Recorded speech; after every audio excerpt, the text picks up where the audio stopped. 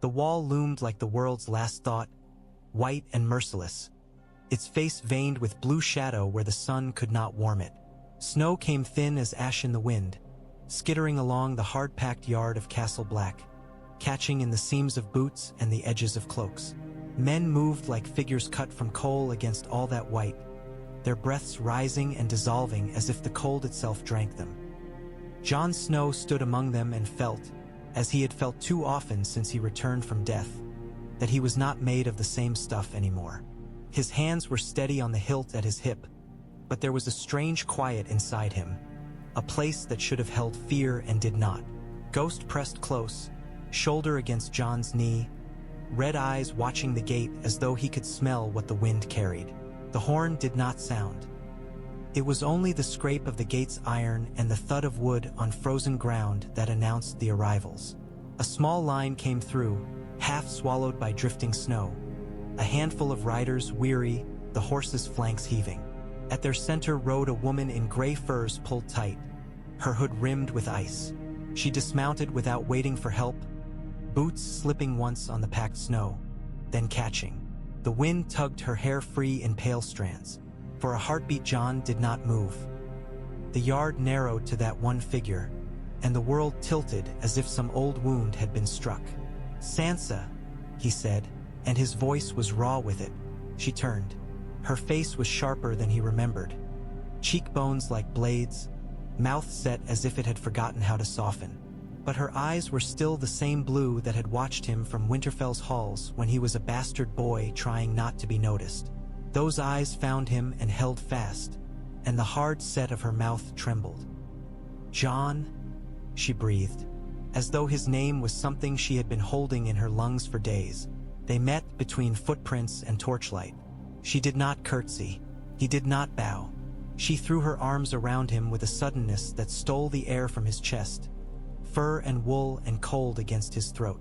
Jon's arms came up and locked around her as if he could keep her there by force. He felt how thin she had become beneath the furs. He felt her shaking. Whether from cold or fury or memory he could not tell. Behind her, a tall woman in dented armor watched with a stillness that had nothing to do with exhaustion. Her hair was a dark fall against her cloak, her face solemn, her sword on her back like a vow.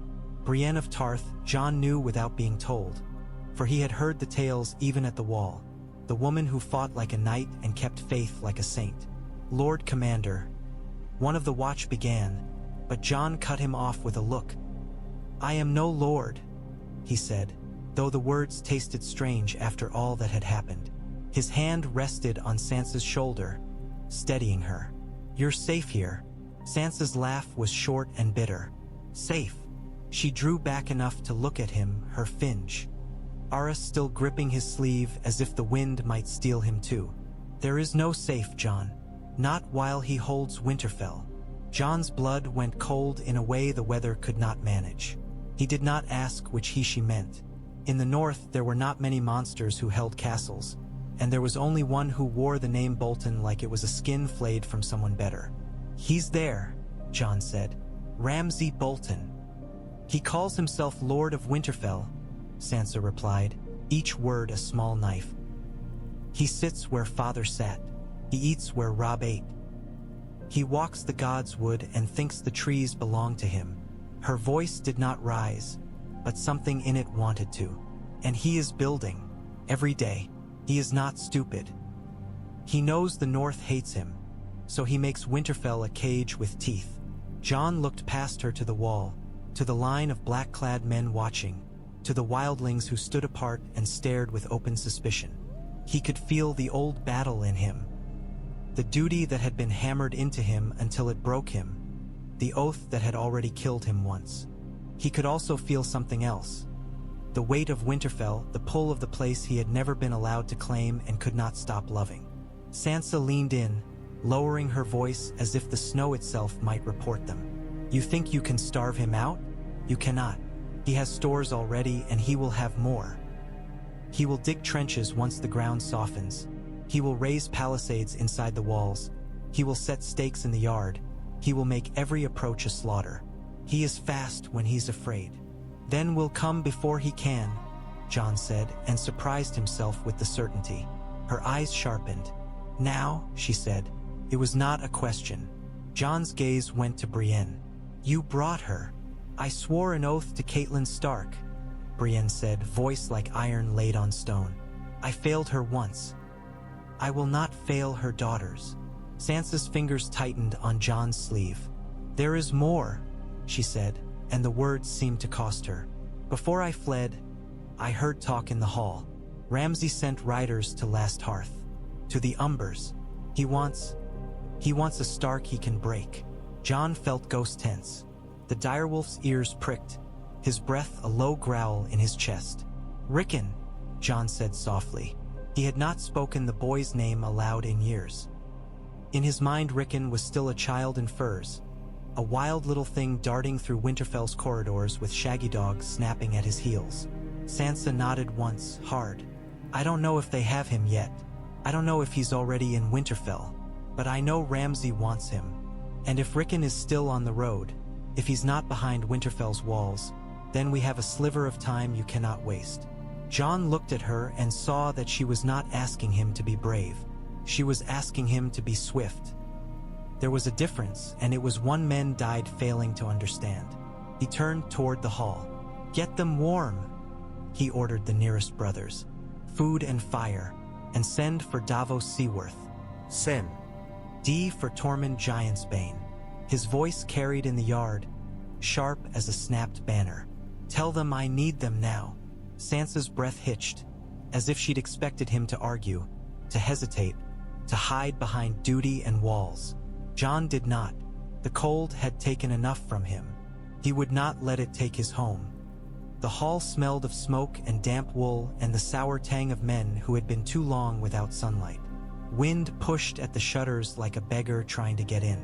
Jon sat with his back to the fire and still felt cold in the bones, as if winter had found a way beneath his skin. Davos Seaworth arrived with snow in his beard and worry in his eyes. He had the look of a man forever bracing for the next bad tide. He bowed his head to Sansa, awkward but respectful, then fixed Jon with a gaze that had steadied kings. You sent for me, Davos said, and you look like you've made up your mind about something you shouldn't. Jon's mouth twitched, not quite a smile. You know me too well. Davos replied, taking the seat offered. It's why I'm here, to tell you when you're being a fool. Across the table, Sansa watched them both, hands wrapped around a cup that steamed. Her fingers were raw where cold had cracked the skin. Brienne stood behind her shoulder, unmoving, as if she could keep Sansa safe by sheer stubbornness. Jon spread a rough map on the table, old parchment that had been folded and refolded until it looked like a scar. He placed his dagger on Winterfell. The name was ink, but it felt like blood. Ramsay Bolton holds it, Jon said. He's building it into a fortress. Sansa knows the castle. She knows where it's weak. If we move now, before he finishes, we can take it. Davos's eyebrows rose. We? He said, and there was no mockery in it, only the blunt math of men and miles. Tormund Giantsbane laughed near the fire, a booming sound that made a few brothers flinch. He was a bear of a man, red beard wild, his hands wrapped around a horn of ale as if he could crush it for fun. Around him sat wildling chiefs and captains, hard-faced men and women who had survived 100 things the Southrons called impossible. They listened with the impatient attention of wolves kept from meat. We, Jon said again, and let the word settle. The free folk, those who will follow me, those who owe me nothing and will still fight. Oh, Tormund repeated, turning his head, eyes bright. We owe you our lives, Crow. You dragged us through the wall when your own brothers wanted us dead. Jon did not look away. Then I ask for more. I ask you to fight for Winterfell. A murmur moved through the wildlings. Some eager, some wary. They did not love castles. Castles were cages. But they loved enemies, and they loved the idea of taking something from the kneelers who had hated them. Davos leaned closer to Jon, lowering his voice. You know what they'll say, he warned. The northern lords, the ones with their banners and their pride. They'll whisper that you brought savages to steal Winterfell. Sansa's mouth tightened. Let them whisper, she said. They've been whispering while the Boltons flayed my people. If they need banners to do the right thing, they'll come too late. Davos looked at her then, truly looked, and something in his face softened. Lady, he said gently, I don't doubt your courage. I doubt the world's fairness. If Jon takes Winterfell with wildlings and a handful of black cloaks, the lords might fear him as much as they fear Ramsay. Jon's hand curled around the edge of the table. The wood creaked. So we do it fast, he said. So fast they don't have time to make a tale of it. We take Winterfell and hold it. Then they can choose to kneel to a Stark in Winterfell or kneel to a Bolton in his blood. Melisandre's voice drifted from the shadows, soft as falling ash. Blood calls blood, she said. Her red eyes glinted in the firelight. The North remembers, and the dead remember too. Jon's gaze snapped to her. The priestess sat apart, hands folded, her face unreadable. He had seen her mistakes, felt them like a knife. He had also felt her power. It made her dangerous in any room. This is not your war, Jon said. Melisandre's lips curved. All wars are mine, she murmured. All flames. All darkness. Sansa shivered, though the fire was hot behind her. Brienne's hand tightened on the hilt of her sword. Davos cleared his throat. If you're set on this, he said to Jon, then you need more than courage and speed. You need food, horses, and friends who can make the North listen. Jon nodded. I'll send ravens tonight, to Bear Island, to White Harbor, to any house that still hears the name Stark and feels something. Sansa leaned over the map, her finger tracing the lines of Winterfell's walls. There's a postern, she said, voice low, near the old broken tower. It was used when I was a girl to bring in game from the woods without going through the main gate. Most don't even remember it exists. Ramsay will not, unless someone tells him. She looked at Jon. We go in there. We take the yard before he knows he's under attack. Tormund's grin was a slash. Sneaking, he said, like it was a new flavor. I like it. Better than standing in front of a wall while arrows fall like hail. Jon met Davos's eyes. Will you come? He asked. Davos exhaled slowly. I followed kings into worse storms than this, he said. And you're the only one of them who ever listened when I told him he was about to drown. I'll come. Jon's shoulders loosened by a fraction. He turned his head toward Sansa. You're sure? Sansa stared down at Winterfell on the map until it seemed she might burn through parchment. I am sure, she said. If we wait, we die. If we move, we might live. Jon placed his dagger beside hers. Then we move, he said, and the words were not a plan now but a vow. Night settled early, as it always did beneath the wall, and Castle Black became a hive of hurried motion. Boots thudded along corridors. Men argued over grain sacks and horses and the number of arrows left in the armory. The wind sang through the cracks like an old ghost, and somewhere above, the wall groaned in its sleep. Jon moved through it all with a strange calm, as if the decision had freed him from doubt. He found himself in the rookery, watching ravens shift on their perches, black eyes bright in the dim. Sansa stood at a narrow table beneath a smoking candle, parchment spread before her, sealing wax warming near the flame. Her writing had once been delicate. Now it was firm, each stroke carved into the page. To Lyanna Mormont, she murmured as she wrote, as if speaking the name gave the words weight. To Wyman Manderley, to the Glovers, if any still breathe. To anyone who still knows what it means to be North. Jon watched her fingers press the wax, watched the Stark seal she had fashioned from memory.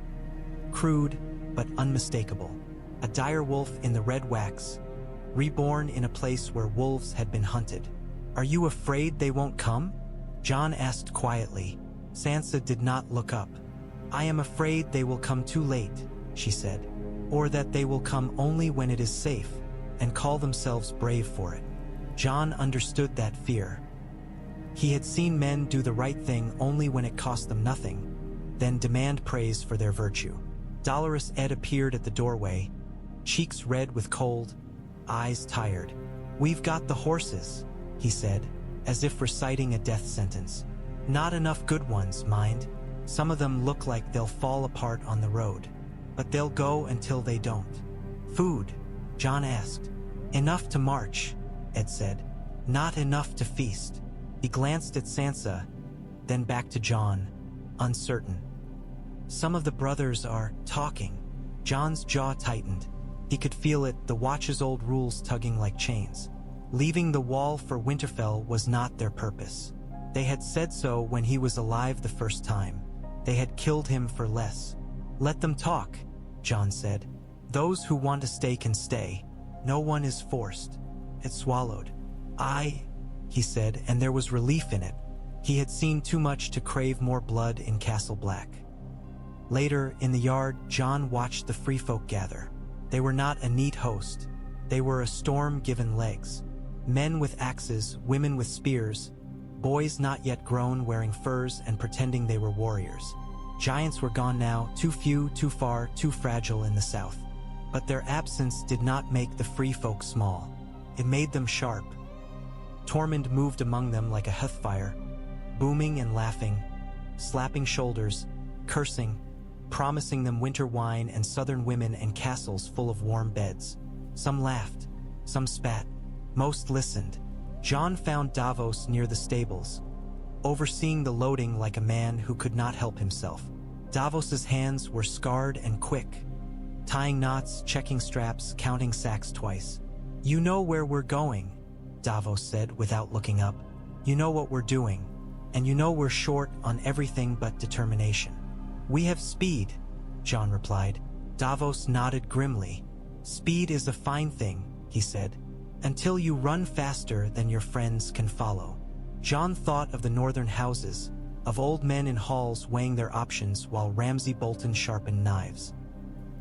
He thought of Winterfell stones, of the crypts where kings lay with stone wolves at their feet, of a home he had never owned and could not stop needing.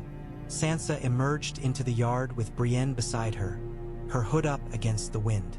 In her hand she carried the last raven scroll, sealed and ready.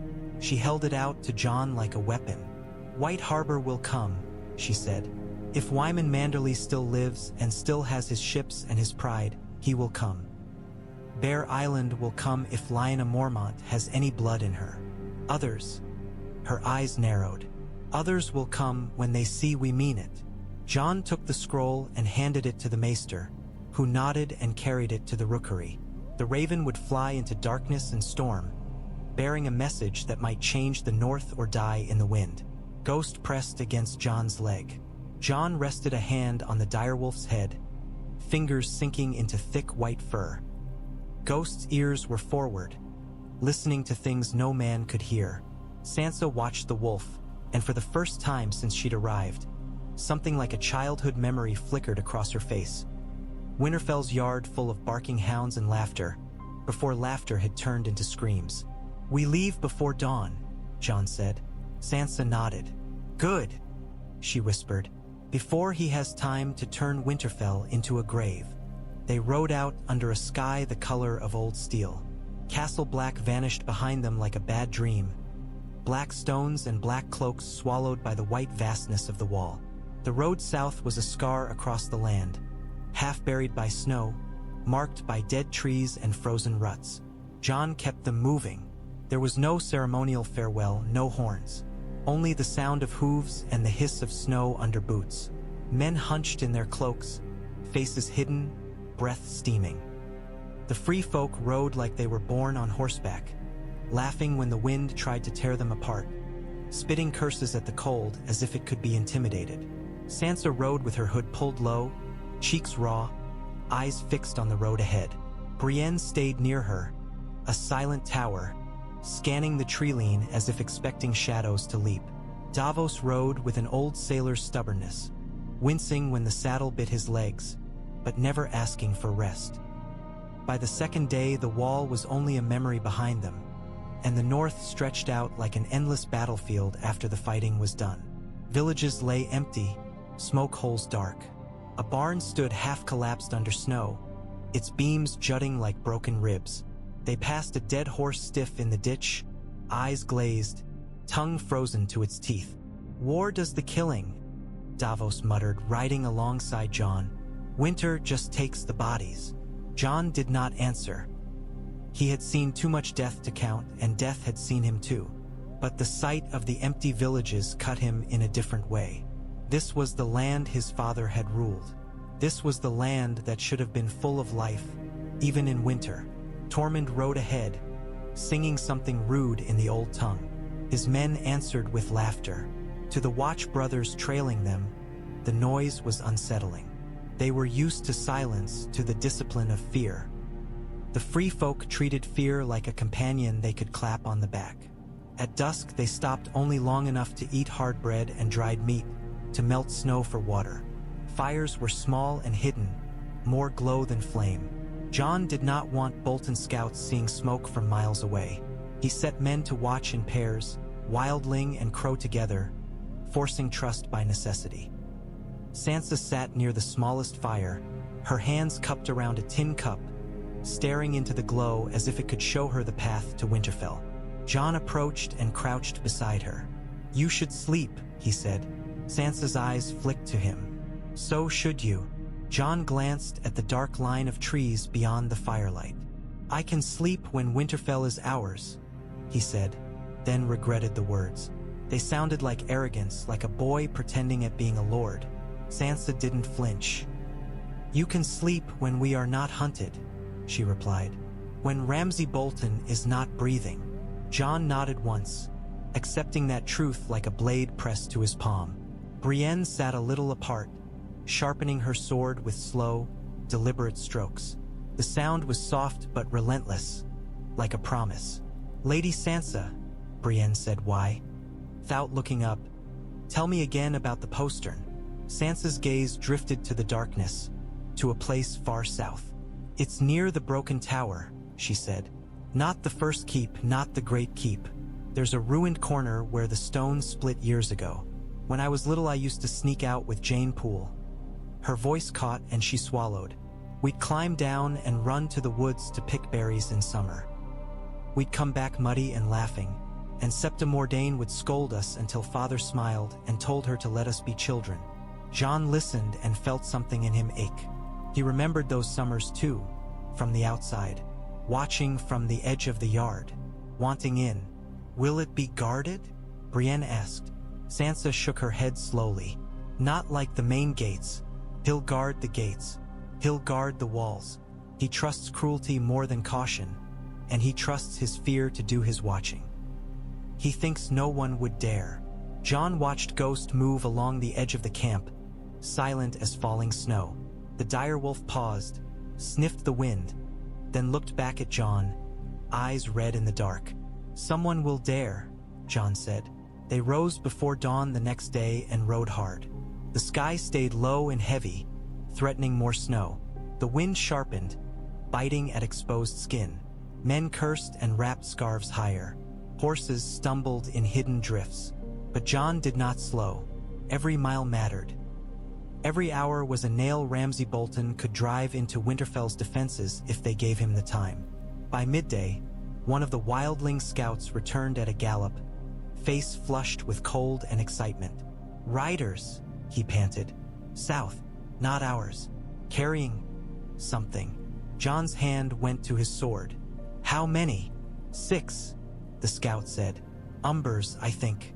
Their sigil is on their cloaks. They're hauling a sled." Sansa's head snapped up. Her eyes were suddenly bright with terror. "Rickon," she whispered. Jon did not waste breath on questions. He turned to Tormund. "Pick 10, he ordered. "Fast riders. We cut them off." Tormund's grin flashed. "Finally," he said, and his laughter was sharp as steel. The forest swallowed sound. Pines rose tall and dark, their branches heavy with snow that fell in slow avalanches when the wind shook them. The riders moved through that shadowed world with careful speed, keeping off the main road.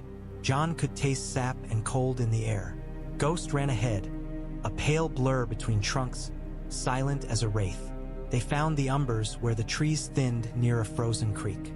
6 riders, as the scout had said, cloaks marked with the giant of Last Hearth. They were laughing about something, voices rough, unaware of death closing in. Behind them a small sled dragged through the snow, lashed to a horse. It bumped over roots, jostling whatever lay atop it under a tangle of furs. Jon's heart hammered once, hard, and then his mind went empty and clear. He lifted his hand. The ambush was not a roar. It was a sudden cut. Wildlings burst from the trees with axes raised. Jon drove his horse forward, Longclaw singing as it cleared its scabbard. The Umbers had time to shout, to grab at weapons, to wheel their horses, but not time to form. A man went down with an axe in his neck, the blood steaming in the cold.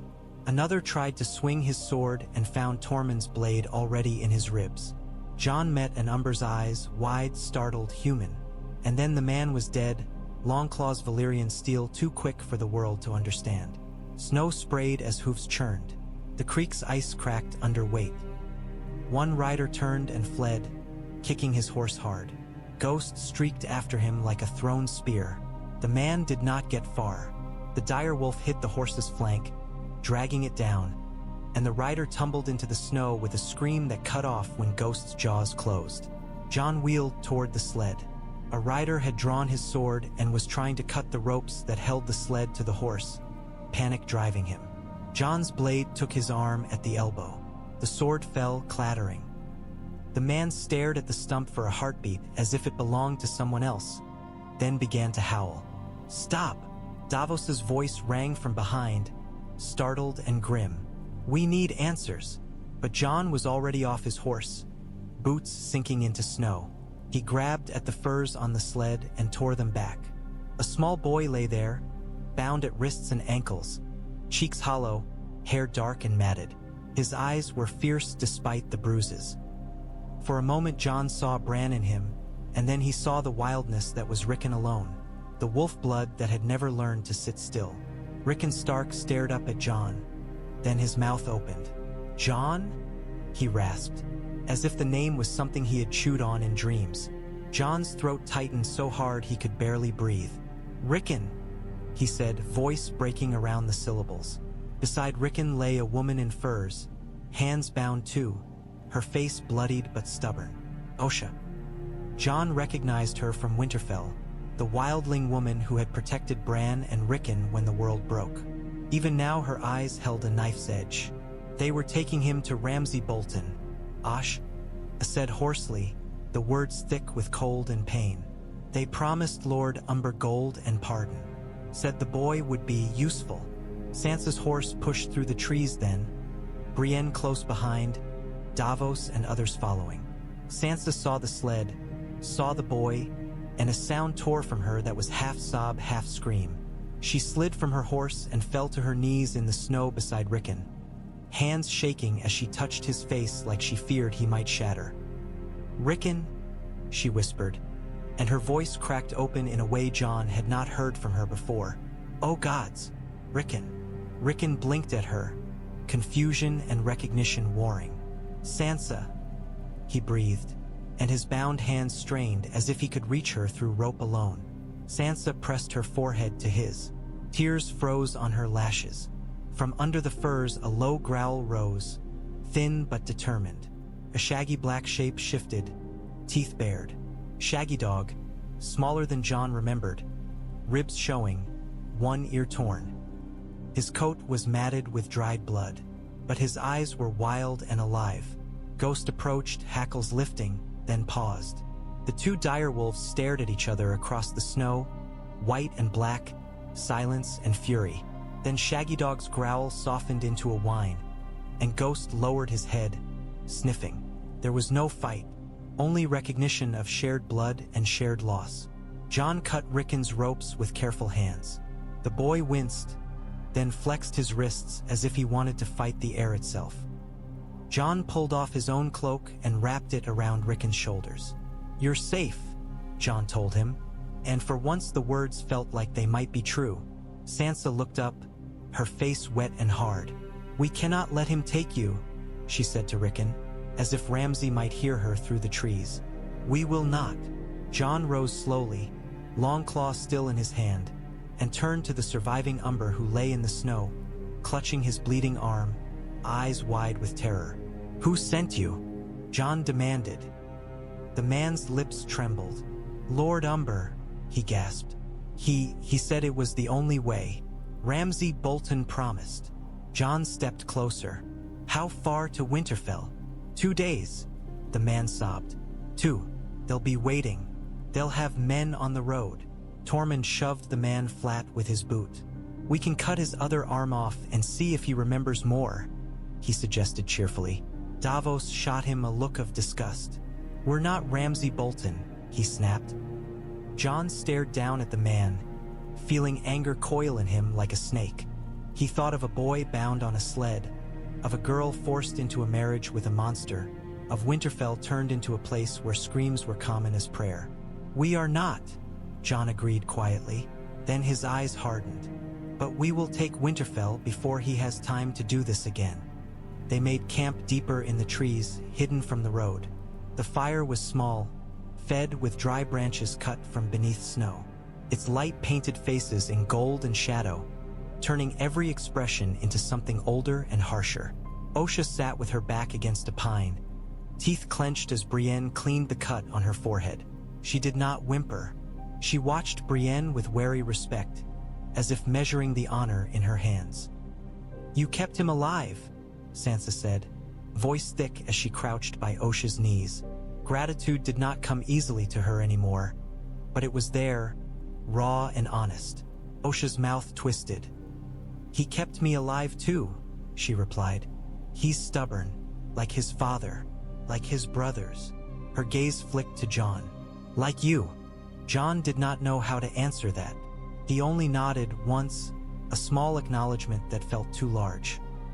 Rickon sat close to the fire wrapped in Jon's cloak, his hands shaking around a chunk of bread. He ate like a starving wolf, eyes darting, always watching. Shaggy Dog lay at his feet, head on paws, breath shallow but steady. Ghost lay opposite, white against snow, watching the trees. Sansa sat beside Rickon, her arm around his shoulders. She kept touching his hair, his cheek, his hand, as if she could not convince herself he was real unless she felt him constantly. Rickon leaned into her touch for a moment, then pulled away, restless. He had grown, but he was still the same boy who never sat still long. His eyes had seen too much, though. The wildness in them was sharpened by fear. "They hurt you," Sansa said softly, tracing a bruise on his jaw. Rickon shrugged as if bruises were nothing. "They hit Osha more," he muttered. "And Shaggy Dog." Shaggy Dog's tail thumped once, weak. Jon watched and felt something hot behind his ribs.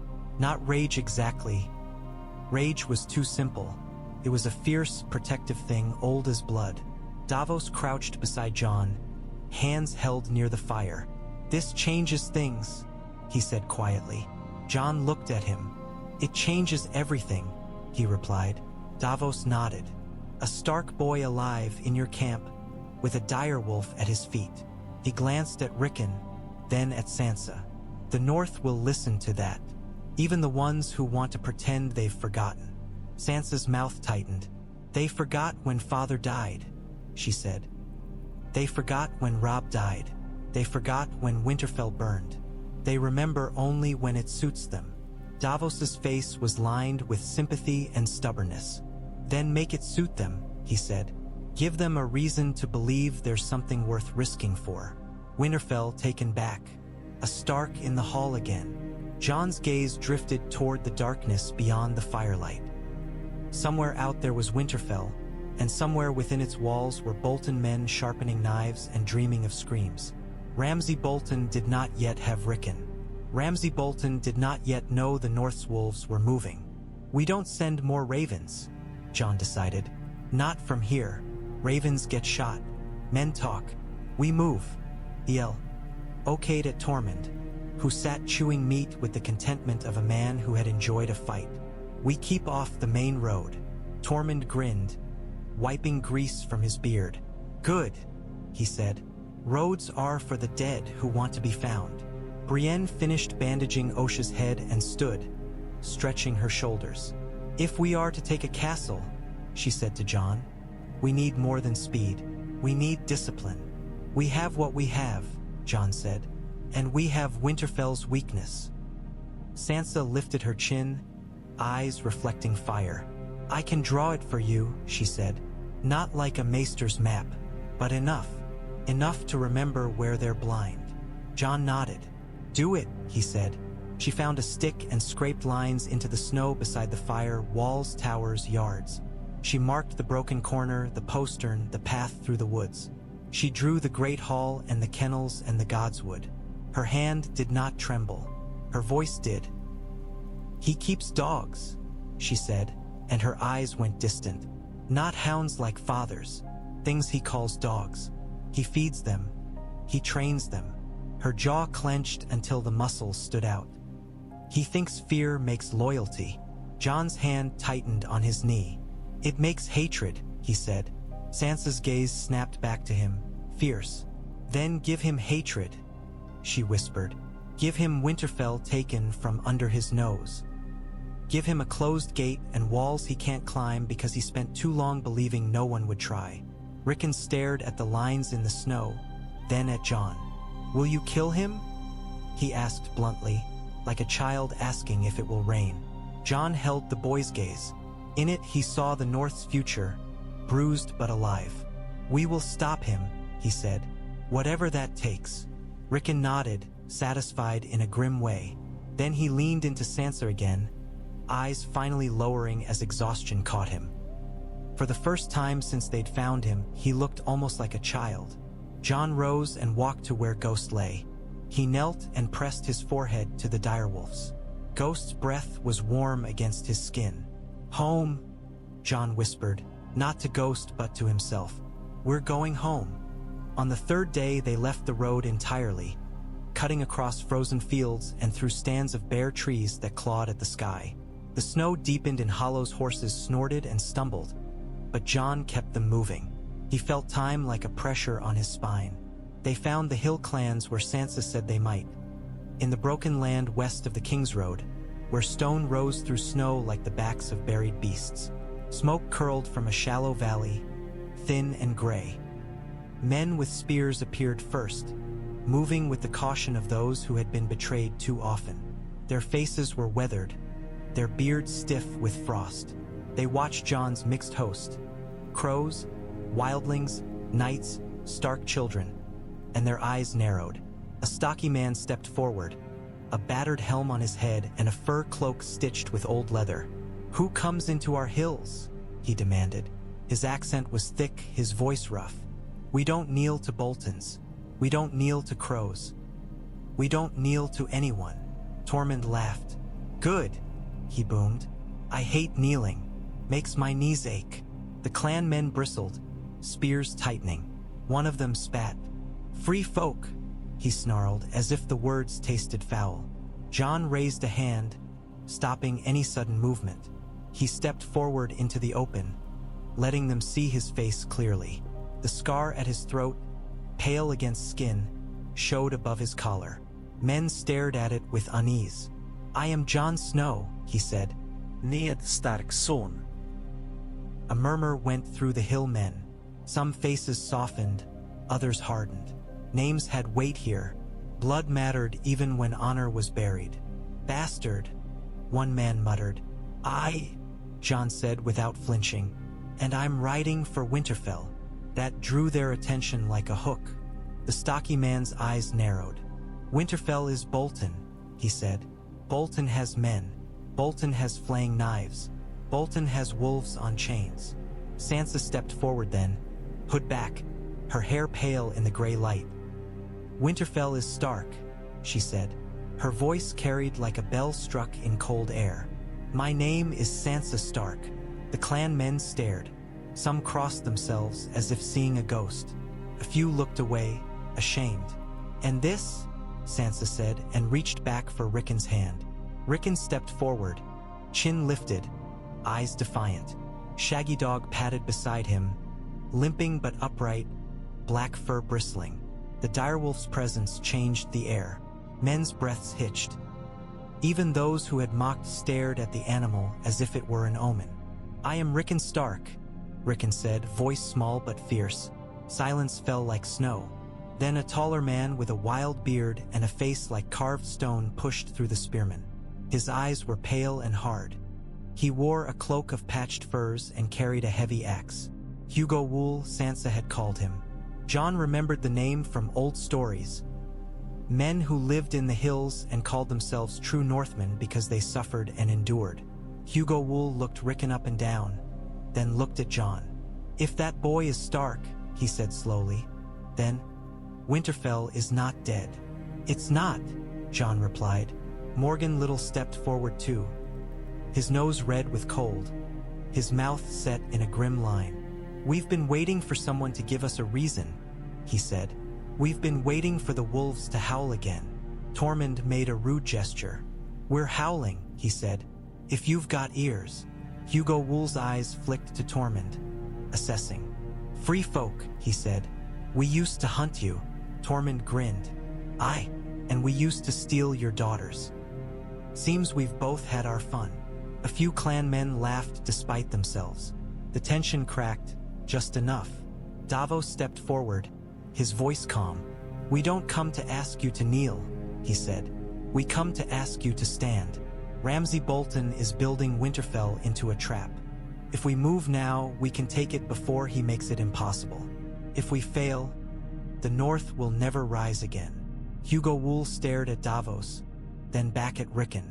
His gaze lingered on the direwolf. "We do not like Bolton," he said finally. "We like Starks. We like the old ways." He lifted his axe slightly, as if saluting. "My men will come." Morgan Liddle nodded. "Mine too," he said. "For Ned Stark." "For Robb Stark." "For the boy." Sansa's shoulders sagged with something like relief, though her face stayed hard. Jon felt his chest loosen, as if a knot had finally been cut. The hill clans did not give speeches. They simply turned and shouted orders, and more men emerged from the valley.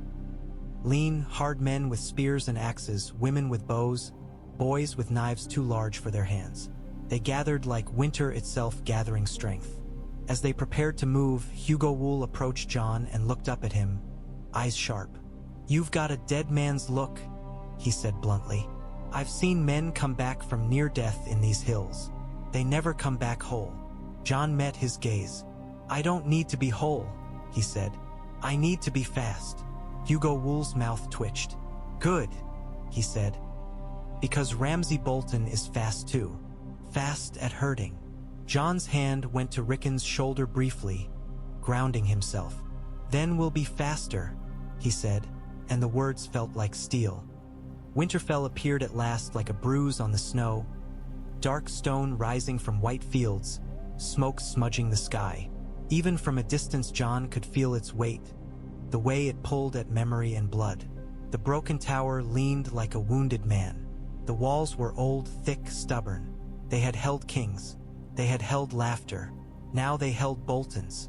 They stopped in the trees on a ridge where the land dipped toward the castle.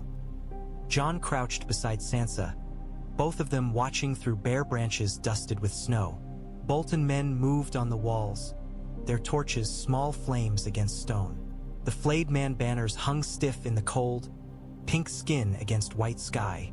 Sansa's face was pale beneath her hood. "That's the broken corner," she whispered, pointing with a gloved hand. "There, near that leaning tower, that's where the postern is. It's low, hidden by the drift and the stones. It won't look like a gate unless you know." Jon studied the wall. He saw patrols pass, saw gaps, saw the slow complacency of men who believed no one would dare approach in winter. He also saw signs of preparation. Fresh timber stacked near the yard, a new scaffold half-built, pits dug where the ground allowed. Ramsay Bolton was working, but he had not finished. Not yet. "How many?" Davos asked. Jon's eyes tracked movement. "Not enough to fill those walls," he said. "But enough to kill us if we're careless."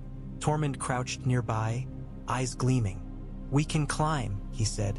"Your walls are nothing. A child could climb them." Horns are something, Davos replied grimly. And arrows. Brienne was silent, watching the gatehouse, the wall walks, the shadows.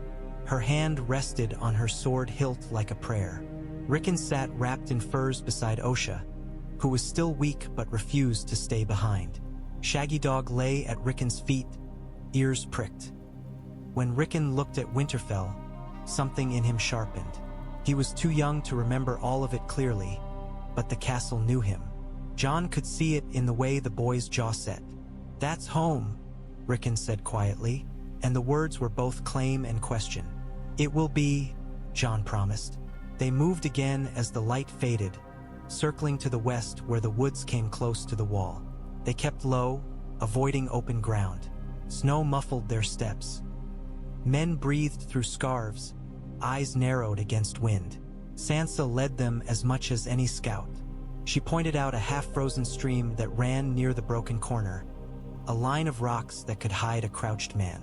She spoke of the castle's old routines, the patrol that changed at midnight, the way men grew lazy near the gods would because they feared the trees. Jon listened, filing every detail like an arrow in a quiver. They stopped in a hollow not far from the wall where the trees grew dense. Torches could not see them there. They built no fire. Men huddled in cloaks, shifting, stamping feet softly to keep blood moving. The cold pressed in like an enemy. Jon gathered his captains, Tormund, Davos, Brienne, Hugo, Wull, Morgan, Liddle. Sansa joined, her face lit faintly by a shielded lantern. "We go in small," Jon said. "The postern first. We take it silent. No horns. No shouting. We get into the yard and open the main gate from inside, if we can. If not, we hold the yard and let the rest come in through the postern in waves." Hugo Wull grunted. "If the gate won't open, then we kill whoever tries to close the postern," Tormund said happily, as if describing a game. Davos's mouth tightened. "And if Ramsay Bolton is inside?" Sansa's eyes went flat. "He's inside," she said. "He sleeps in the Lord's chambers like he deserves them." Jon's hands curled into fists inside his gloves. He forced them open. "We don't chase him into corridors," he said. "We take the yard, the gatehouse, the great hall if we can. We make the castle ours in pieces. And we keep Rickon back." Rickon bristled immediately. "I can fight," he snapped. "You can live," Jon said, turning to him. His voice was gentle but firm. "That's what you do. You live. You let us do the killing." Rickon glared, then looked away, jaw clenched. Sansa laid a hand on his shoulder, steadying him. Brienne spoke at last. "Who goes first?" Jon looked at the wall again, then at Ghost. "Me," he said. Davos opened his mouth to argue, then closed it. He knew better than to fight Jon on this. He had seen what stubbornness could do. He had seen what it could save. Sansa's gaze locked on Jon. "If you die," she said quietly, "I will never forgive you." Jon's mouth twitched, almost a smile, but his eyes stayed dark. "Then I won't," he said, and it was not bravado. It was the simplest promise he could make. They waited for the hour Sansa said, the shift change, when men grew careless and hands were numb. The cold bit deeper as night thickened. Somewhere on the wall a man laughed, and the sound carried oddly over snow. Jon drew Longclaw slowly, the blade catching faint lantern light. Valyrian steel looked darker than normal steel, as if it held night in its heart. He looked at his captains. "No one is a hero tonight," he said. "Heroes di. We move like shadows." Ghost stood silent, and the men who saw him swallowed hard. A direwolf was a banner no cloth could match. Jon turned toward Winterfell's broken corner. "Now," he whispered. The world narrowed to breath and snow and the sound of distant boots on stone. Jon moved first, crouched low, cloak dragging through powder. Ghost padded beside him, white fur blending with drift. Behind Jon came Brienne, her armor muted with cloth wraps to keep it from clinking, her sword held ready. Tormund followed with two wildlings who moved like hunters, knives bare. Hugo Wull came too, axe in hand, his face grim. They slid through the trees and into the open stretch near the wall, where the snow lay unbroken. The castle's shadow fell over them, a colder darkness. Above, on the parapet, a torch moved. One of the patrols, its light flickering across stone. Jon froze. The others froze. Even Ghost stilled, muscles coiled. The torch paused. A man's voice muttered something. Complaining, bored, cold. The light swung outward, casting across the snow, then away again. The patrol continued, boots crunching on frost-slick stone. Jon exhaled slowly. He moved again, faster now, closing the last yards to the broken corner. The wall here was cracked and uneven. Stones shifted from old damage. Snow had piled against it in a drift as high as Jon's chest. Somewhere within that drift was the postern, an old door set low, half-hidden, used once for hunters and children and secrets. Sansa had described a marker, a carved wolf's head worn nearly smooth by time, half-buried. Jon's gloved fingers found it under snow, the stone cold beneath leather. There, he breathed. They dug with hands, careful, scooping snow away without sending it tumbling. Fingers went numb quickly. Breath came loud in ears. At last Jon's hand struck wood, old, damp, hard. A small iron ring protruded, rimed with frost. Jon pressed his ear to the door. Silence. Then faintly a sound. Water dripping somewhere inside, steady as a heartbeat. No voices. No movement. He looked back at Brienne. She nodded once, face set. Jon lifted the iron ring and turned it slowly. Creaked, soft but sharp in the quiet. He paused, listening. No alarm. He turned again, easing the latch. The door resisted at first, swollen from damp and cold. Jon braced his shoulder and pushed gently. Wood groaned. He stopped, waited, listened. Above, boots passed. A laugh. Then the boots moved away. Jon pushed again, harder. The door gave with a reluctant sigh, opening a hand's width. Darkness yawned beyond, smelling of stone and old earth. Ghost slipped through first, silent, a pale ghost entering a grave. Jon followed, Longclaw held close. The passage inside was narrow, low. Stone pressed close on either side, damp with age. His breath fogged. The air was warmer than outside, but it carried the sour tang of the castle. Smoke, sweat, stale ale, and something else, faint and rotten, like fear left too long in a room. Brienne squeezed in behind him, then Tormund, then the others. Jon eased the door shut most of the way, leaving it unlatched for those who would follow. They moved forward in the dark, feet careful an uneven stone. The passage angled upward. Jon's heart hammered, not from fear but from anticipation so sharp it hurt. Winterfell's stones were under his boots. The castle he had dreamed of in every cold night was around him, and it felt wrong and right at once. Ghost stopped suddenly, ears forward. Jon froze, listening. Voices, close, men talking lazily, unaware. The passage ended at a wooden hatch set into the floor of a small storage room. Sansa had said it once held smoked meats in summer. Jon pressed his hand to the hatch. It was cold. He lifted it a fraction and peered through. A dim room beyond, lit by a small lantern. Barrels, sacks. The hatch opened into the floor behind a stack of crates. 2 Bolton men sat at a table a few paces away, playing at dice, their spears leaning against the wall. One yawned, scratching at his beard. Jon's mind moved fast. 2 men, close, loud enough to kill before they shouted. He looked at Brienne. She nodded, already shifting, weight balanced. Tormund grinned in the dark like a wolf. Jon slipped out first, rising soundlessly behind the crates. Ghost followed, moving like smoke. Brienne came next, sword drawn. Tormund's knife flashed faintly. The Bolton men did not even turn before Brienne's blade took the first in the throat. Clean, quick. The second began to stand, mouth opening, but Tormund was on him, hand clamped over his mouth, knife driving up under the ribs. The man's eyes went wide. Tormund leaned close and whispered something obscene in his ear as he died. Jon caught the falling spear before it clattered. He lowered it gently. For a moment they stood in silence amid barrels and sacks, the lantern's flame trembling. "We're in," Tormund breathed, pleased. Jon did not let himself savor it. He moved to the door and listened. More voices, distant, from deeper in the castle. A dog barked somewhere, then fell silent. He turned back to the hatch and signaled. One by one, more men emerged, slipping into the storage room like shadows. Jon could feel the tide building. Free folk, hill clans, crows, pressed into Winterfell's belly. Outside, in the trees, Sansa watched the wall with eyes that did not blink. Davos stood beside her, hand on the hilt of his knife, his face drawn. Rickon crouched low, Shaggy Dog pressed against him, both staring at the castle as if willing it to open.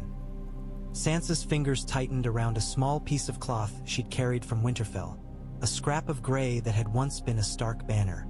Her lips moved soundlessly. Please, she prayed, though she did not know to whom. Not to gods who had been silent, not to men who had been cruel, to the stones, perhaps, to memory. Within the castle, Jon Snow stepped out of the storage room and into Winterfell's corridors, and winter itself seemed to hold its breath. Winterfell's corridors were colder than Jon expected. Stone held the night's chill, and the air smelled of old smoke and damp. The passageways were narrower than in his dreams. In those dreams, Winterfell had been endless.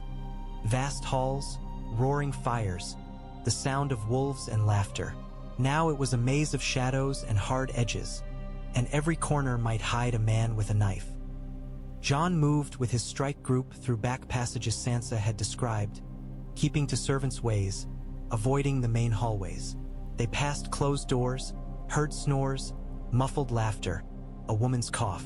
It was a living castle, unaware it was being stolen. They reached an archway that opened into the inner yard. Jon paused at its edge, pressing himself to stone, and peered out. The yard lay quiet under a thin layer of fresh snow, moonlight making it silver. A few torches burned along the wall walk, their flames small and lazy. The gatehouse loomed ahead, dark and solid. If they could take it, they could lift the bar and open the main gate.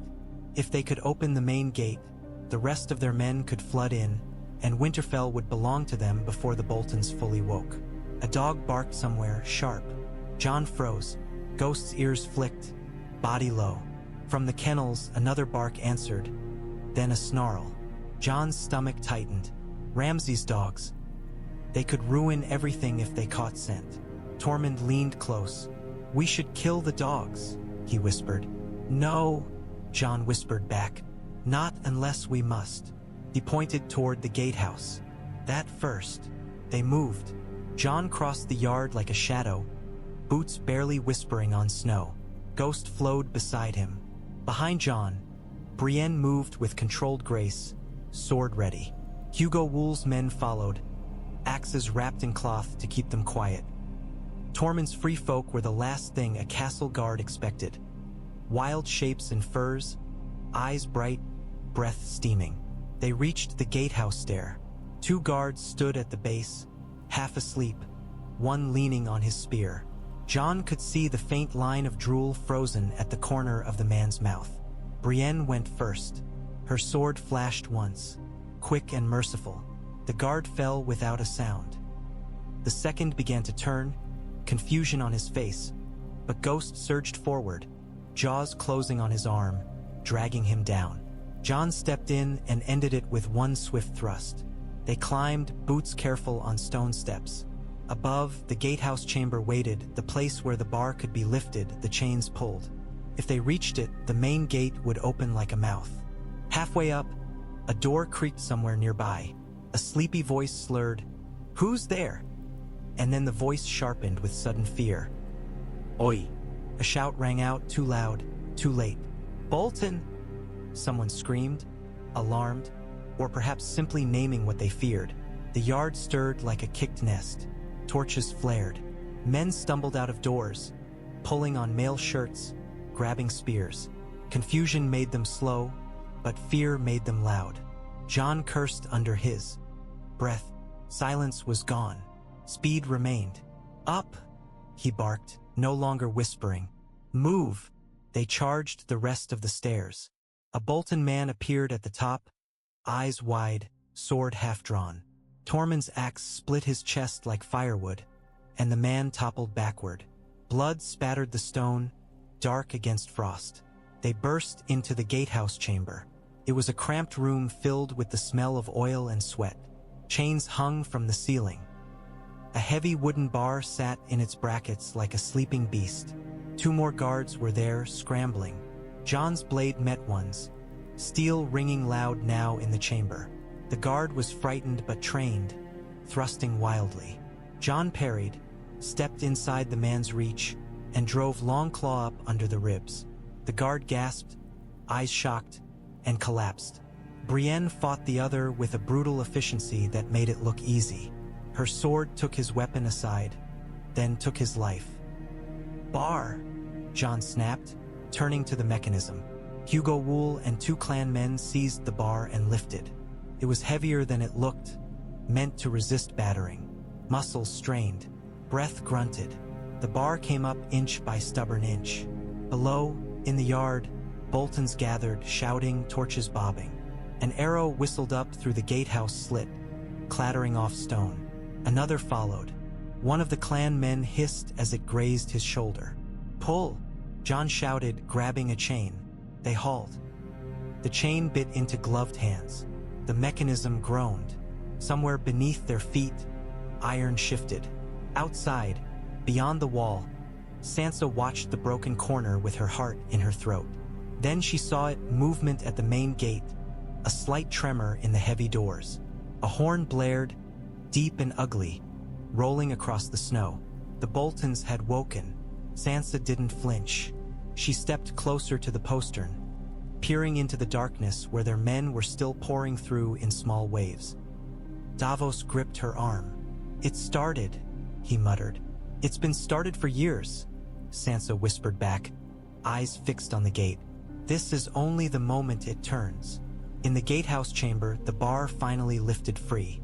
Jon's hands were burning with effort. He hauled the chain again, harder. The main gates shuddered. They began to open. The chains bit through leather and into skin. Jon felt them like teeth. The gatehouse mechanism groaned as though the castle resented being moved, iron complaining against iron, ancient wood shivering under the strain of new hands. He hauled again, shoulders burning, breath tearing out of him in harsh clouds that fogged the cramped chamber. Below, the massive gates trembled. A narrow seam of black appeared between them, widening by stubborn inches. Cold wind knifed up through the gap and brought the scent of the outside: pine, snow, horses, the faint metallic tang of men ready to bleed. The door behind them slammed as something hit it from the other side. Brienne caught it with her shoulder, feet planted, armor creaking under the impact. She did not give ground. Her jaw was clenched, eyes hard, as if the door were just another opponent she intended to defeat. "Open!" a voice roared beyond the wood. "Open, you bastards!" Another blow. The hinges screamed.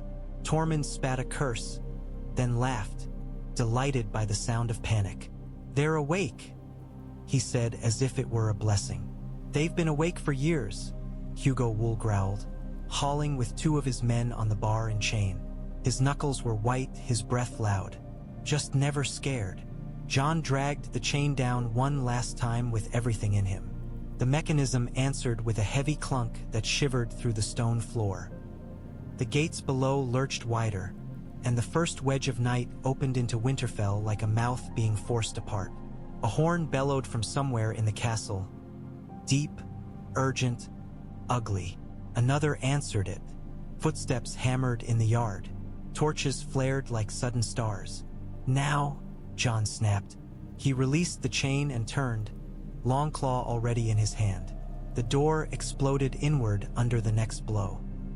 Bolton men spilled into the chamber, 3 at once, faces twisted with shock and fury, half-armored, weapons snatched in haste. The first had a sword raised high, but Brienne stepped into his swing as if it were slow. Her blade flicked up and across. The man's throat opened, and he fell with a wet gurgle. The second tried to rush past her, eyes fixed on the chain, but Tormund was on him, axe hooking behind a knee, dragging him down. The third lifted a spear and jabbed wildly at Jon. Jon sidestepped, parried with long claws flat, and drove the point through the man's chest. The spear clattered. The Boltons stared at Jon as if offended by the swiftness of it, then collapsed. More men crowded the doorway, shouting, but the gatehouse chamber was too narrow for them to surge in together. Jon used that. He moved like a man who had learned what hesitation cost. Steel flashed, blood spattered stone. The door became a bottleneck of bodies and fear. Brienne held the line beside him, a wall of disciplined violence. Tormund fought like a storm, laughing, grunting, cursing, his axe rising and falling as if he were splitting logs. Hugo Wull's men hacked with grim efficiency, their faces carved from old grievances. Outside the gate, the first of Jon's host poured in, wildlings first, quick and eager, slipping through the widening gap like wolves through a torn fence. Then Hill clan men, axes raised, breath roaring. The night exploded with movement and sound. "Gate's ours," Tormund bellowed, and his voice rolled out over the yard like a challenge.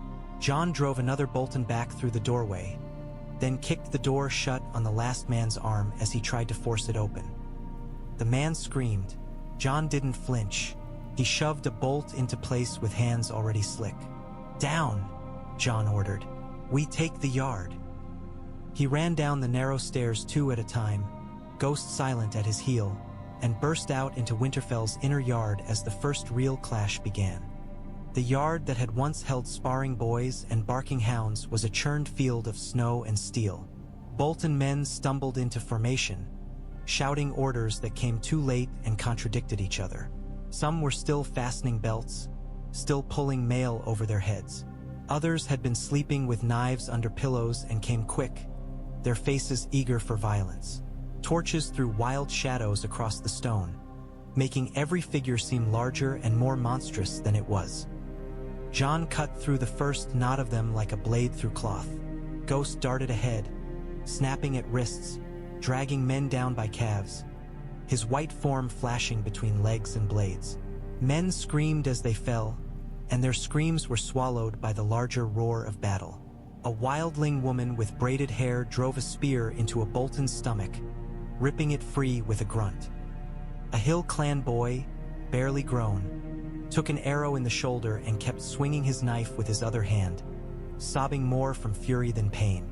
Men collided, slipped in blood on snow, rose again. Jon saw the kennels on the far side of the yard, low buildings where Ramsay kept his dogs. A Bolton handler ran toward them, shouting, keys jangling at his belt. Jon's stomach clenched. "Brienne!" Jon shouted, pointing. "Kennels!" Brienne turned, saw, and moved without hesitation, cutting through 2 men to reach the handler. She slammed her shield into his face, breaking his nose with a crack, then drove her sword down. The keys spilled into the snow. She snatched them up, breath hard, eyes sharp. The main gate yawned wider as more of Jon's host flooded in. The battle shifted with their weight. Bolton men were forced back, their lines breaking into smaller pockets of fighting. Some retreated toward the Great Hall, believing stone walls and thick doors would save them. Others climbed for the wall walk, thinking height meant safety. Jon's eyes tracked the wall. Archers were gathering there, arrows knocked, aiming down into the yard. If they got a rhythm, they could turn the courtyard into a killing bowl. "Wall!" Jon bellowed. "Take the wall!" A wave of wildlings surged toward the stair, climbing like spiders, fearless and fast. Bolton archers loosed, arrows whistling. One wildling went down with a shaft through his throat, coughing blood into the snow. Another took an arrow in the thigh and kept climbing, teeth bared. Jon fought his way toward the center of the yard, planting himself where men could see him. He raised Longclaw, its dark blade catching torchlight, and shouted until his voice tore. "Winterfell is Stark," he roared. Some of the Hill clan men answered with a howl. Wildlings answered with laughter and savage cheers. The sound hit the Boltons like a physical blow. Jon saw it in their eyes, the sudden realization that this was not a raid they could scare off with cruelty. This was an invasion, and the invaders were not afraid of the stories. A Bolton man in a fur-lined helm charged Jon, swinging a heavy mace. Jon ducked the first blow, felt it rush over his head, then stepped inside and drove Longclaw up under the man's ribs. The Bolton fell to his knees, breath steaming, trying to speak. Jon ripped the blade free and turned away before the man hit the ground. Somewhere above, the horn blared again. Closer now, urgent, as if someone had reached the tower and could see the chaos spread like fire. Jon's breath came ragged, his arms burned, but the yard was turning. The Boltons were retreating, step by step, toward the great hall's doors like rats toward a hole. "Don't let them close in," Davos shouted from the edge of the fighting, knife in hand, eyes wide. "If they barricade, we'll spend hours breaking through." Jon nodded, understanding. "Push!" he shouted. "Push them!" And they did, boots grinding on snow, shoulders slamming, blades flashing, driving the Boltons back toward the heart of Winterfell where Ramsay's shadow waited. Sansa crossed the threshold like a woman walking into a fever dream. The main gate stood open, its heavy doors pulled wide, and beyond it Winterfell's yard churned with bodies. The first thing that struck her was the sound. Steel ringing, men shouting, the wet crack of something breaking, all of it echoing off stone walls that had once thrown back only laughter and the steady cadence of life. The second was the smell. Smoke, sweat, blood. And under it, faint but unmistakable, the scent of the Kennels. Davos stayed close to her, one hand out as if to shield her from flying arrows, though there was no shield in the world that could stop what memories could do. His face was pale, his eyes fixed on the fighting with a sailor's instinct for storms. "Stay behind me," he said, voice tight. Sansa didn't answer. Her eyes were locked on the great hall, the place where her father had sat, where she had stood as a girl and watched banners hang, where she had learned what it meant to belong. The doors were shut now, bolts likely sliding, men scrambling inside. Rickon stepped in behind her, clutching Osha's hand with stubborn fierceness. He stared around the yard, eyes wide and hard, as if daring the castle to recognize him. Shaggy Dog limped at his side, black fur bristling, teeth bared at every stranger. Ghost moved like a pale spirit along the edge of the fight, red eyes bright. For a heartbeat, Sansa almost stopped breathing. She expected the stones to reject her, to spit her back out like a lie. But the yard did not move. The walls did not scream. Winterfell simply stood there, cold and battered, waiting to be claimed. A Bolton man broke free of a knot of fighting and ran toward the open gate, panic on his face. He saw Sansa, saw her hair, her posture, the ghost of a Stark in her, and his expression twisted into something ugly. He lifted his sword as if he might carve his way out through her. Before he could take 3 steps, Shaggy Dog surged forward with a snarl that sounded like a living nightmare. The direwolf hit him low, knocking him into the snow, jaws closing on his forearm. The man screamed, dropping his sword. Rickon didn't flinch. He stepped forward, small and furious. "That's my home," Rickon hissed, and for a moment he sounded older than he was. Sansa grabbed his shoulder, pulling him back. "Not here," she said sharply, forcing herself to be the older sister again, forcing herself to be something steady. "Stay with Osha. Stay with Davos." Rickon bristled but held. Shaggy Dog worried the Bolton's arm once more, then released, backing toward Rickon, blood on his muzzle. The Bolton crawled away, moaning. Davos stared at the direwolf with something like awe. "Gods," he muttered. "The stories don't do them justice." Sansa didn't look at him. Her gaze found Jon instead. Jon Snow in the center of the yard, long claw in hand, cloak flaring, ghost beside him like a promise. He was shouting orders, moving like a man who belonged in war. For a second, Sansa saw the boy who had stood by the yard's edge, a bastard trying to be invisible. Then she saw something else. A Stark in everything but name, carving a path back into their history. Her throat tightened. She wanted to call his name, but sound would have been swallowed by the battle. She turned her face up toward the walls, toward the flayed man banners fluttering above. Rage rose in her like fire. Not anymore, she thought, and the thought felt like a blade being drawn. The great hall doors banged open and the battle's rhythm stuttered, as if even steel paused to listen. Ramsay Bolton stepped out into the torchlight like a man walking into his own story. He was fully dressed, dark leather fitted close, a fur cloak thrown over his shoulders, hair damp as if he had washed quickly and not cared about the cold. His face was calm, almost bored.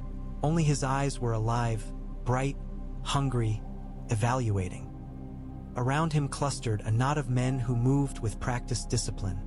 Shields up, spears angled, forming a wedge. Ramsay didn't need to shout. His presence did the work. Bolton soldiers nearby straightened, rallied by habit and fear. His gaze swept the yard once, taking in the open main gate, the flood of wildlings and Hill clan men, the bodies in snow, the archers fighting for the wall. His mouth curled into a smile that held no warmth. Then he saw Sansa.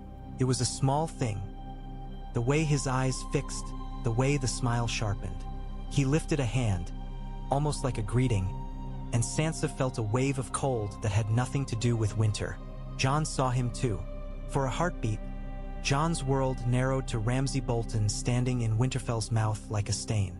Jon had imagined this man in his mind, had seen him in Sansa's eyes, in Rickon's bruises, in the empty villages. Seeing him in flesh made anger flare so fierce it threatened to burn through reason. Ramsay's eyes found Jon.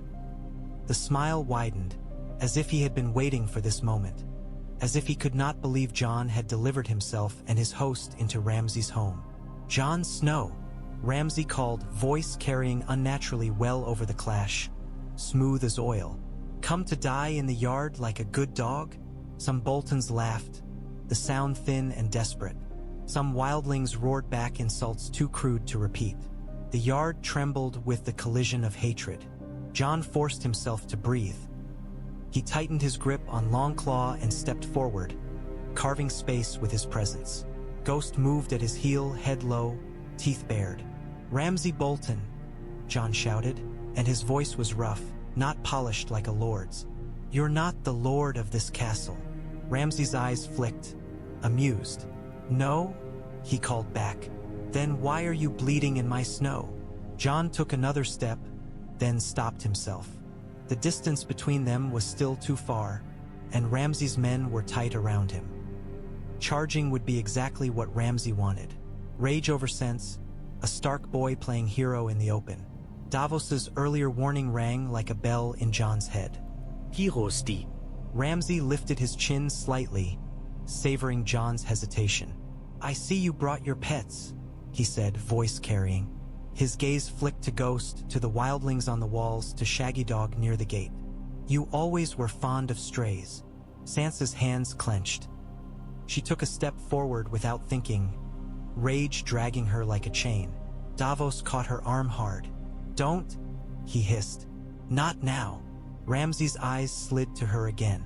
"Sansa," he called, voice softening into something intimate and vile. "Come home. I've missed you." Sansa's mouth opened, words like knives ready. But Brienne's voice cut across the yard, loud and clear, a knight's command. "Back!" Brienne shouted to their men. "Keep the line." Jon stared at Ramsay, forcing his expression into stillness. He would not give Ramsay the satisfaction of seeing fury control him. "You're surrounded," Jon said, voice steady now. "Your gates are open. Your men are dying." Ramsay laughed softly. "Surrounded?" he echoed, glancing at the walls. "This is Winterfell. This surrounds you." His eyes gleamed. "And you haven't even found the teeth yet." He turned slightly, speaking to his men without raising his voice, and they shifted angling spears, beginning to advance as a unit into the yard, trying to carve back control. Jon's pulse hammered. He could feel the battle teetering. If Ramsay regained the yard, if he pushed them back toward the gate, he could turn their victory into a slaughter. Jon lifted long claw and bellowed, voice tearing through the cold. "Hold!" he roared. "Don't break! Take the hall!" And the fight surged toward the great hall like a tide answering its moon. Brienne broke from the main press of fighting like a stone thrown true. She had the keys clenched in her fist, metal biting into her palm. She moved toward the Kennels with a small knot of men. 2 Hill clan warriors and 1 wildling woman with a spear. Bolton soldiers tried to block her path, but Brienne did not slow. She cut one down, shield bashed another aside, and kept moving, every motion purposeful. The Kennels crouched against the wall like a wound. The air around them was foul. Stale meat, old urine, wet fur. A Bolton handler lay crumpled in the snow near the door, face ruined from Brienne's earlier strike. He made a thin, wheezing sound, hands scrabbling weakly. Brienne did not look at him. Her eyes were on the lock. The door shook from within. Dogs, Ramsay's dogs, threw themselves against wood and iron, snarling, teeth clacking. Brienne could feel their hunger through the door like heat. Sansa stood a few paces away, back against cold stone, watching as if rooted. The sounds coming from inside the Kennels clawed at her memory. She tasted bile. Her fingers dug into her own arms beneath her furs. Brienne slid a key into the lock. The metal scraped. The dogs inside surged, barking louder, frenzy rising. "Don't open it," Sansa whispered hoarsely, and she hated herself for the fear in her voice. Brienne glanced at her, eyes steady. "Then they'll open it for him," she said simply, meaning Ramsay, meaning control. "Not for us." She turned the key. The lock clicked. Brienne yanked the door open just enough to see inside. Rows of iron-barred pens, eyes glowing in the dim, mouths frothing, bodies pressed tight. The dogs lunged at the bars, snapping. One slammed its head against iron hard enough to make it ring. Brienne stepped in, not opening any pen. She moved to a rack of chains and hooks where collars hung. She seized an armful and tossed them outside to the Hill clan men. "Chain the doors," she ordered. "Bolt it. If anyone tries to release them, you stop them. If they get out," her jaw tightened, "then you kill them." The wildling woman grimaced. "Killing dogs," she muttered. "Ugly work." "Ramsay made them ugly," Sansa said, voice low, and the hatred in it steadied her. Brienne shoved the door mostly shut, leaving it secured with the iron bolt from the outside, then added chain upon chain, hands moving fast. The dogs inside howled and threw themselves against the barrier, but the chains held. When it was done, Brienne turned back toward the yard, breathing hard. "That's one set of teeth pulled," she said. Sansa's gaze flicked to the great hall, where Jon fought toward Ramsay's wedge.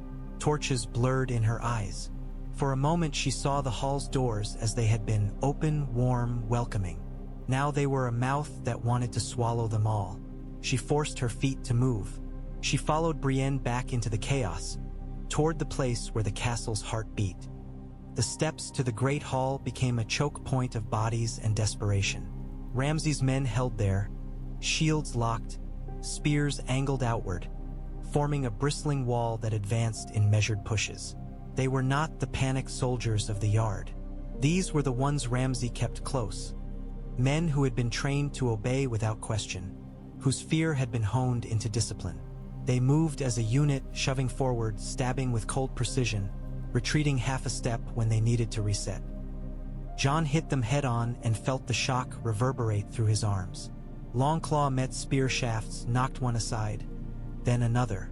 He tried to slip inside the spear's reach, but the wall adjusted, shields shifting like scales on a beast. A spear glanced off his shoulder, scraping mail. Another jabbed toward his throat. Jon twisted, felt the point skim his collar. Tormund slammed into the shield wall beside him with a roar, axe hooking over a shield rim to yank a man forward. The Boltons stumbled, breaking formation for a breath.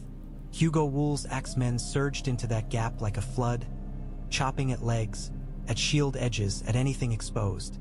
The shield wall groaned, threatened to fracture, then tightened again, spears thrusting, forcing men back. Davos fought in the crush with a short knife, his face contorted with effort. He wasn't built for shield walls and stair fights. He was built for ships and storms. But he moved with stubborn courage, ducking under a spear thrust to drive his knife into a Bolton's thigh, then ripping it free and retreating before the man's comrades could skewer him. Ghost found the weakness men never saw: ankles, calves, wrists. The direwolf darted beneath a shield, jaws snapping, dragging one man down by his leg. The man fell, screaming, and his fall disrupted the shield wall's rhythm. Jon seized the moment. He stepped into the gap, shoulder slamming into a shield, Longclaw's edge biting into a spear shaft and snapping it. He drove forward, forcing the wall back one step. Ramsay stood behind his men at the great hall doorway, watching with bright interest, as if this were a hunt he could enjoy from warmth. He called orders softly, and his men responded like trained dogs, shifting, adjusting, refusing to break. Jon's lungs burned. His arms ached. The cold air cut at his throat. He could feel the battle balancing on the edge of something. If the shield wall held, Ramsay could turn the hall into a fortress within the fortress. If it broke, Winterfell's heart would be theirs. "Push!" Jon roared, voice raw. "Push them!" Hill clan men answered with a savage howl, slamming axe heads into shields, cracking wood. Wildlings surged, grabbing spear shafts, yanking them aside with brute strength. A Bolton soldier stabbed downward and caught a wildling through the hand. The wildling laughed and held on anyway, using his own impaled hand to trap the spear while his other hand drove a knife into the Bolton's gut. The shield wall faltered. One shield slipped. Another man stumbled on blood-slick stone. Hugo Wull drove his axe into the gap, splitting a helm. The formation shuddered. Jon saw the seam thin as a knife's edge. He drove into it, Longclaw flashing. A shield lifted to block him, and Jon slammed his boot into the shield's bottom edge, kicking it upward. The Bolton behind it exposed his throat. Jon cut once. The shield wall broke with a sound like a bone snapping. Men surged through. The steps became a tangle of bodies. Boltons tried to retreat into the hall. Some were cut down. Some slipped inside, slamming the doors partway, shouting, trying to bar them. Jon shoved forward, breath roaring, Ghost at his side, and Ramsay Bolton's smile finally tightened. Just a flicker, the first hint that perhaps he had misjudged how fast wolves could run. The great hall smelled of smoke and stale ale and old meat. Torches burned along the walls, their light catching on banners. Flayed men stitched into cloth, obscene in their familiarity. Long tables stretched down the hall like ribs, benches overturned where men had scrambled. The hearth at the far end still held coals, faint warmth in a room that had been too long ruled by cold cruelty. Jon burst in first, boots slipping on rushes, Longclaw raised. Ghost followed, a white blur on the dark floor. Behind them poured wildlings and Hill clan men, shouting now, the sound echoing off stone rafters. The hall filled with violence the way it once filled with music. Ramsay Bolton stood near the dais, not panicked, not fleeing yet. He held a short bow in his hand like a toy he was fond of. His eyes gleamed with excitement, as if the hall had become the stage he wanted. He drew and loosed in one smooth motion. The arrow hissed through smoke and struck a Hill clan man in the throat. The man clutched at it, eyes wide, then fell, gurgling into rushes. Ramsay smiled. "Come closer," he called, voice light. "Let's see what you're made of." Jon took a step, then stopped as another arrow flew. Too fast, too clean. It struck a wildling woman in the belly. She collapsed with a cry, hands going to the shaft. "Shields!" Davos shouted from behind, breathless as he stumbled in. "Get shields up!" Men grabbed whatever they could. Stools, tabletops, overturned benches, raising them as crude cover. Arrows thunked into wood. Ramsay's men, those who had retreated into the hall, used the tables as barriers, stabbing across them with spears, trying to turn the hall into lanes of death. Brienne entered with Sansa just behind her. Brienne's shield was raised, her body angled to protect Sansa instinctively. Sansa's face was pale, eyes fixed on Ramsay with an intensity that made her seem carved from ice. She didn't hide behind Brienne. She stood where Ramsay could see her because she wanted him to see. Ramsay's gaze snapped to her. The bow lowered a fraction. The smile shifted into something intimate and vile. "There you are," he murmured, voice carrying. "I knew you couldn't stay away." Sansa's voice cut through the hall, steady despite the tremor in her hands. "You don't own me," she said. Ramsay laughed softly. "I owned you," he replied. "I owned every scream you tried to swallow." Jon's vision went red for a heartbeat. He stepped forward again, but Davos grabbed his sleeve hard. "Not yet," Davos hissed. "He wants you to run at him." Jon forced himself to stillness. He scanned the hall quickly. Ramsay's archers, 2 men on the dais with bows, another on the stair to the upper gallery. Their arrows controlled the center. If Jon charged, he'd be skewered before he reached Ramsay. Brienne moved. She darted left, using overturned benches as cover, sword low. She signaled 2 Hill clan men. They understood without words and followed, crouched, shields raised. Tormund relled into a knot of Bolton men on the right side, smashing through a table, scattering cups and knives.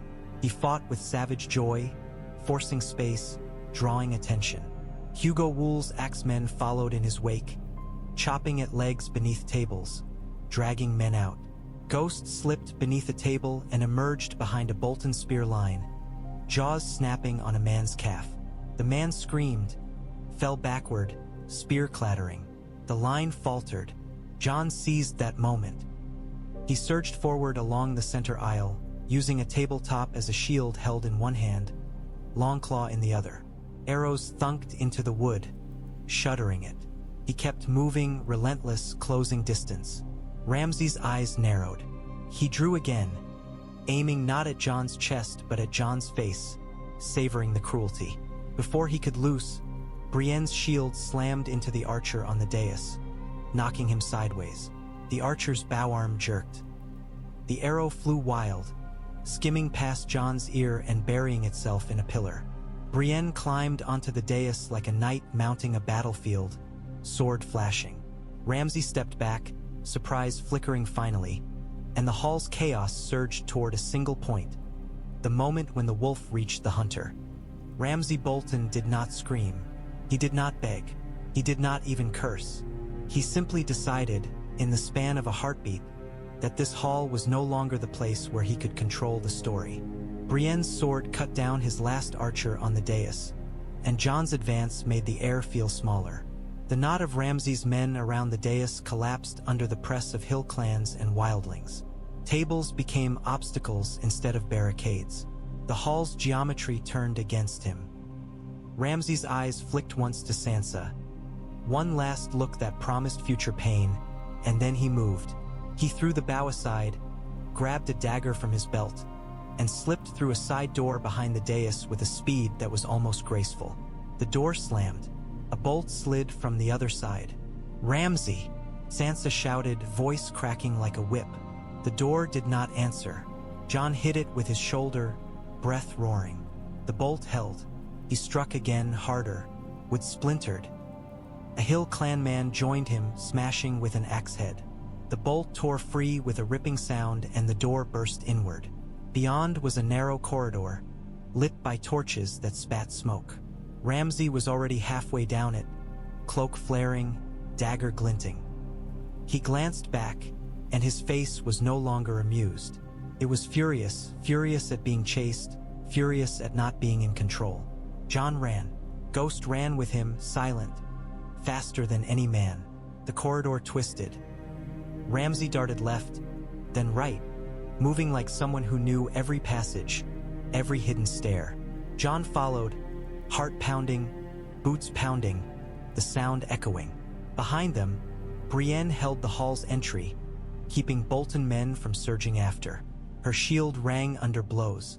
Her voice barked orders, steady amid chaos.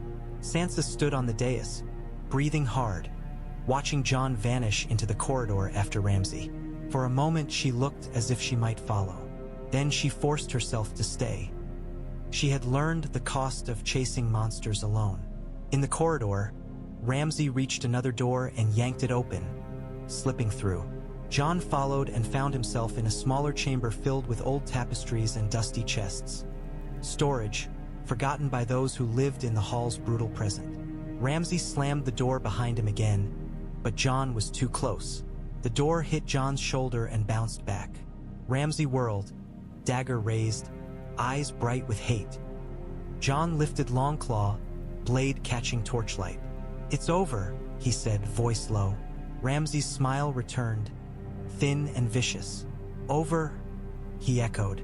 "You think you can end me with a sword?" His eyes flicked to Ghost. "I've killed wolves before." Ghost growled, deep and promising. Ramsay lunged, fast, dagger aimed not for Jon's chest but for Jon's throat. Precise, intimate. Jon parried with Longclaw's flat, steel ringing. Ramsay slid under the blade like a snake and tried to slash Jon's thigh. Jon twisted, feeling the dagger skim mail. Ramsay moved well, not like a knight, like a man who had learned to kill in narrow rooms, in dark corners where honor did not fit. He fought with cruelty in every motion, aiming for eyes, throat, tendons. Jon's anger wanted to meet him there. Jon's rage wanted to tear him apart. But Jon held to something colder. He fought like a man who had been taught discipline by death. Ramsay feinted left, then drove forward again. Ghost surged at the same time, jaws snapping for Ramsay's arm. Ramsay twisted, kicking out. His boot connected with Ghost's ribs, making the direwolf grunt. Ramsay's eyes flashed triumph for an instant. Jon's blade came down in that instant, cutting Ramsay's dagger hand across the wrist. Ramsay hissed, the dagger dropping. Blood spattered the floor. Ramsay backed away, clutching his wrist, breathing hard now, his calm cracked. Jon stepped forward, Longclaw raised, Ghost rising beside him, and Ramsay Bolton's world finally began to shrink. Ramsay's eyes darted, calculating. Even bleeding, even cornered, he did not surrender. He looked past Jon, past Ghost, as if searching for another door, another passage, another way to turn this into his hunt again. He found it. A narrow stair half hidden behind a hanging tapestry. Ramsay shoved the tapestry aside with his good hand and stumbled onto the steps, descending into colder darkness. Jon followed without thinking, then forced himself to slow. The air down the stair changed. Damp, ancient, carrying the faint scent of stone and old earth. The crypts, Jon realized. The heart beneath Winterfell, where Starks lay with stone wolves at their feet. Ramsay Bolton fled into stark dead. Jon's boots struck the steps. Torchlight from above wavered, casting long shadows that stretched like fingers. Ramsay's blood smeared on stone as he went, dark and wet. His breath came fast now, anger and fear tangled in it. "You think this is your castle?" Ramsay spat, voice echoing. "It's a tomb. It's always been a tomb." Jon's throat tightened. He remembered stories told in Winterfell's halls, old Nan's voice whispering of kings who slept below. He remembered standing outside the crypt entrance as a boy, too afraid to go down alone, feeling the weight of names he wasn't allowed. Ghost's growl deepened. The direwolf hated this place. The enclosed stone, the stale air, but he followed Jon, loyal as breath. Ramsay reached a landing where the stair widened into a corridor lined with stone statues. Stark kings sat carved in cold dignity, stone swords across their laps, stone wolves at their feet. Torches burned in iron sconces, their flames small, as if reluctant to warm the dead.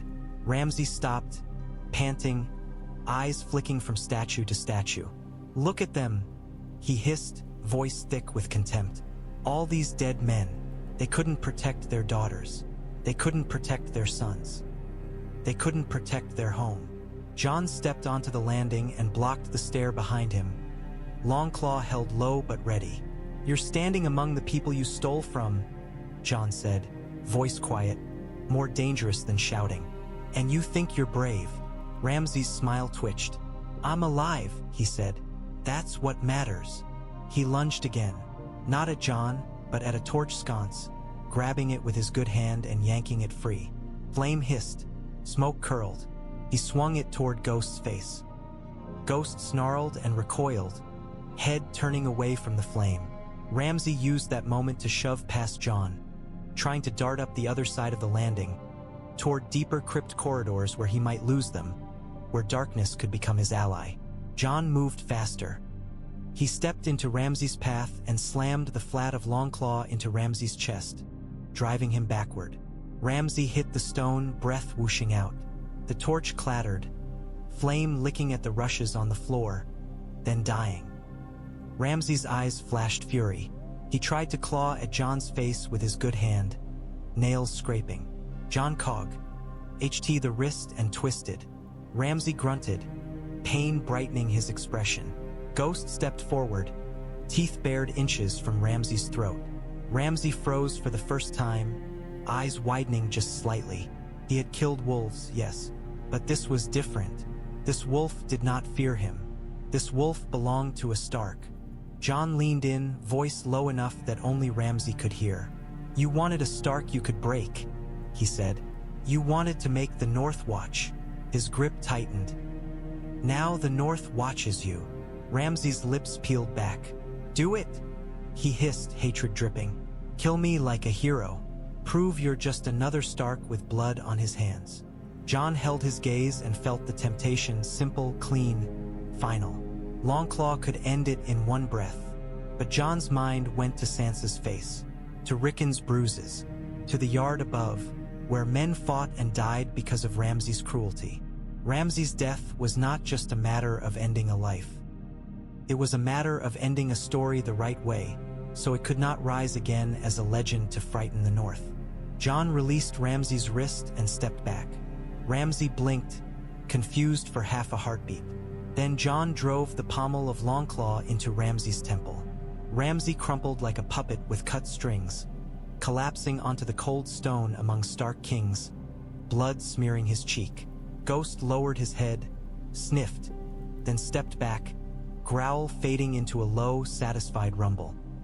Jon stood over Ramsay Bolton, breathing hard, and the crypt's dead seemed to watch in silence.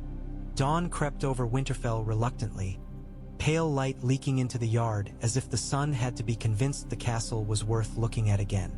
The fighting did not end all at once. It ended in pockets, one knot of Boltons throwing down weapons when their captain fell, another trying to flee up the wall walk only to be dragged down, another barricading themselves in a side building until smoke from a fire set beneath the door forced them out coughing and gagging. It ended in the way wars often ended, not with a single clean moment, but with exhaustion overtaking rage. In the yard, Bolton prisoners knelt in the snow, hands bound, faces gray with fear. Some stared at the ground. Some stared at the direwolves as if expecting teeth in their throats. Wildlings stood over them, grinning, but Jon's orders held.